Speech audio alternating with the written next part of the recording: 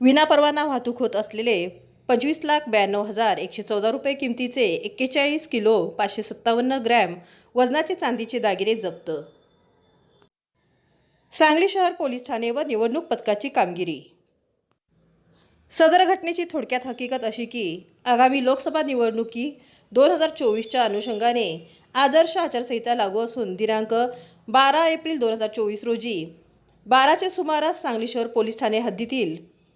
सांगलीवाडी टोलनाका येथील निवडणूक पथकातील पोलीस अंमलदार पोलीस नाईक निशांत मागाडे व पोलीस कॉन्स्टेबल संदीप नागरगोजे हे निवडणूक पथकाचे प्रमुख निखिल सज्जराव म्हांगोर व कर्मचारी शंकर कुलैया भंडारी प्रमोद अर्जुन भिसे असे नाकाबंदी करीत असताना मारुती सुझुकी स्विफ्ट चारचाकी वाहन क्रमांक MH10 CA 8630 मधून देवेंद्र बाबूलाल माळी वय वर्ष 20 राहणार शिराळकर कॉलनी आष्टा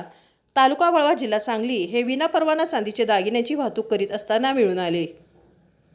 सांगली शहर पोलीस ठाणेकडील पोलीस उपनिरीक्षक विक्रांत चव्हाण पोलीस स्टाफने त्या ठिकाणी जाऊन मिळून आलेल्या वाहनाची 2 पंचासमक्ष झडती घेऊन आचारसंहिता कालावधीमध्ये विनापरवाना वाहतूक होत असलेले 25,92,114 रुपये किमतीचे 41 किलो 557 ग्रॅम वजनाचे चांदीचे दागिने मिळून आल्याने हे सविस्तर पंचनाम्याने जप्त केले आहेत।